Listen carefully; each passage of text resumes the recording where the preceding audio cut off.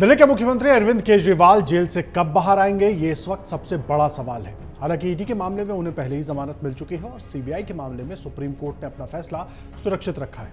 लेकिन इन सब के बीच सबसे बड़ा सवाल यही है कि केजरीवाल को बेल मिलेगी या नहीं, और अगर बेल नहीं मिली तो क्या दिल्ली में राष्ट्रपति शासन की जो हलचल शुरू हुई है वो और तेज हो जाएगी।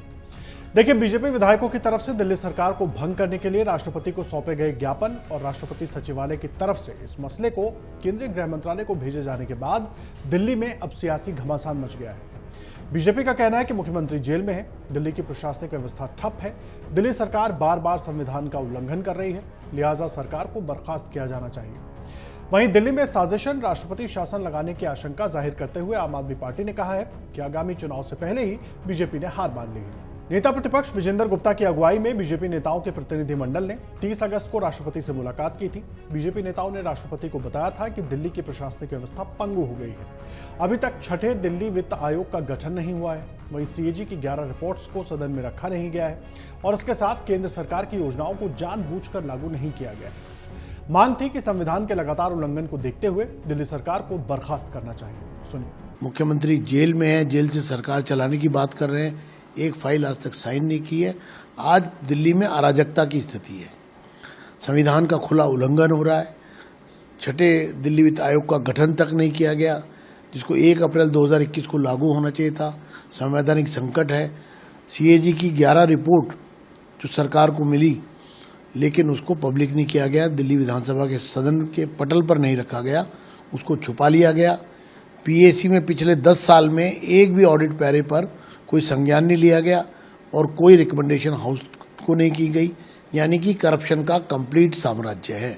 इस पर राष्ट्रपति सचिवालय की ओर से सोमवार को विजेंद्र गुप्ता को लिखे गए पत्र में कहा गया है कि दिल्ली विधानसभा के 7 अन्य विधायकों और एक पूर्व विधायक के संयुक्त रूप से जो हस्ताक्षर करके 30 अगस्त को पत्र दिया गया था, उसे स्वीकार कर लिया गया है। मामले पर उचित ध्यान के लिए इसे गृह मंत्रालय के गृह सचिव को भेज दिया गया है।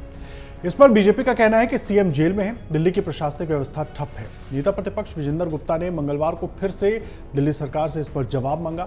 गुप्ता के मुताबिक वित्त आयोग का गठन न होने से दिल्ली नगर निगम की वित्तीय स्थिति खराब हो गई है। पिछले 5 महीने से विधानसभा का सत्र तक नहीं बुलाया गया। सत्र के दौरान प्रश्नकाल नहीं रखा जाता है। बारिश में 50 लोगों की मौत हो गई है। जगह जगह जल भराव हो रहा है, जिस कारण ट्रैफिक जैम की समस्या है। सड़कें टूटी हुई हैं और हर दिन दुर्घटनाएं हो रही हैं। गुप्ता ने कहा कि शराब घोटाला मामले में मुख्यमंत्री जेल में है, कैबिनेट की बैठकें तक नहीं हो रही हैं। दिल्ली जल बोर्ड 73,000 करोड़ रुपए के कर्ज में है। दिल्ली स्किल एंटरप्रेन्योरशिप यूनिवर्सिटी में 1,000 करोड़ रुपए का भ्रष्टाचार हुआ है और राजनीतिक नियुक्तियां की जा रही हैं। दिल्ली विश्वविद्यालय के 12 कॉलेजों को फंड भी नहीं मिल रहा है। सियासत करने की जगह इस पर दिल्ली सरकार और आम आदमी पार्टी का जवाब आना चाहिए। देखिए, इस पूरे मसले को लेकर अब आम आदमी पार्टी हमलावर है। सरकार गिराने के षड्यंत्र रचने का आरोप लगा रही है। दिल्ली सरकार की मंत्री आतिशी ने इस पर कड़ी प्रतिक्रिया दी। आतिशी ने कहा कि बीजेपी ने चुनाव से पहले ही हार मान ली है, तभी चोर दरवाजे से दिल्ली सरकार को बर्खास्त करना चाहती है। आतिशी ने आरोप लगाया कि बीजेपी का एकमात्र काम चुनी हुई विपक्षी सरकारों को गिराना है। बीजेपी अब दिल्ली में आपके विधायक नहीं खरीद सकी तो चुनी हुई सरकार को गिराने का षड्यंत्र शुरू कर दिया है। आपको सुनवाते हैं आतिशी ने क्या कहा। भारतीय जनता पार्टी का एक ही काम है, चुनी हुई सरकारों को गिराने का काम। भारतीय जनता पार्टी जहां जहां चुनाव नहीं जीतती, विधायकों की खरीद फरोख्त करने की कोशिश करती है, चोर दरवाजे से सरकार बनाने की कोशिश करती है। दिल्ली में भी उन्होंने किया, लेकिन सफल नहीं हो पाए। आम आदमी पार्टी के विधायकों को खरीद नहीं पाए, विधायकों को खरीद के सरकार गिरा नहीं पाए। इसलिए अब उन्होंने अपना दूसरा षड्यंत्र शुरू कर दिया है, दिल्ली की चुनी हुई सरकार को गिराने का षड्यंत्र शुरू कर दिया है।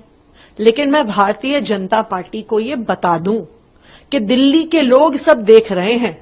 दिल्ली के लोगों को पता है कि अगर उनके लिए कोई एक आदमी काम करता है, उस आदमी का नाम है अरविंद केजरीवाल। अगर उन्हें कोई 24 घंटे फ्री बिजली देता है तो वो अरविंद केजरीवाल देते हैं। तो सुना आपने आतिशी को। वहीं आप सांसद संजय सिंह का कहना है कि बीजेपी तय करे कि उसे दिल्ली में आज हारना है या 4 महीने बाद। बीजेपी दिल्ली में राष्ट्रपति शासन लगाना चाहती है, इसका मतलब है कि उसकी मंशा 4 महीने पहले ही हारने की है। अगर बीजेपी दिल्ली विधानसभा चुनाव में अभी हारना चाहती है तो चुनाव की घोषणा कर दे, हम पीछे नहीं हट रहे। संजय सिंह का आरोप है कि देश में आर्थिक सामाजिक रूप से पिछड़े लोगों को आरक्षण मिला है और इसे खत्म करने का कोई सवाल ही पैदा नहीं होता। सिखों के प्रति दुर्भावना रखने वाली बीजेपी ने किसान आंदोलन के दौरान उन्हें पाकिस्तानी, खालिस्तानी और आतंकवादी कहा था। ये सब कुछ कह के उन्होंने बीजेपी पर हमला किया है। मैं इसीलिए कह रहा हूं, जहां तक सिखों को लेकर भाजपाइयों का सवाल है, उन्होंने तो पाकिस्तानी कहा सिखों को, खालिस्तानी कहा, आतंकवादी कहा, क्या क्या नहीं किया उनके साथ, क्या क्या नहीं किया किसान आंदोलन में। अरे भाई, मैं तो पहले भी कह चुका हूं, ये भाजपाइयों को तय करना है, उनको 4 महीने के बाद हारना है या अभी हारना है। अभी हारना चाहते हैं, अभी चुनाव डिक्लेयर करें, लेकिन राष्ट्रपति अभी हमें क्या दिक्कत है। मैं तो भाजपाइयों से खुलेआम कहना चाहता हूं आप लोगों के माध्यम से, ये दिल्ली की बीजेपी और मोदी जी को तय करना है कि उनको 4 महीने के बाद दिल्ली विधानसभा का चुनाव हारना है या 4 महीने पहले दिल्ली विधानसभा का चुनाव हारना है। कल घोषित करो ना तारीख, कल तारीख घोषित करो। देखिए, दिल्ली में चुनाव दूर नहीं है और बीजेपी जानती है कि अगर अचानक ऐसा कोई कदम उठाया गया तो आम आदमी पार्टी इसकी पूरी सहानुभूति दिल्ली की जनता से लेने की कोशिश करेगी।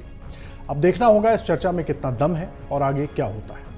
अगर आप ये वीडियो YouTube पर देख रहे हैं तो हमारे चैनल को सब्सक्राइब करें और बेल आइकन को दबाना ना भूलें। अगर आप Facebook पर ये वीडियो देख रहे हैं तो हमारे पेज को लाइक करें।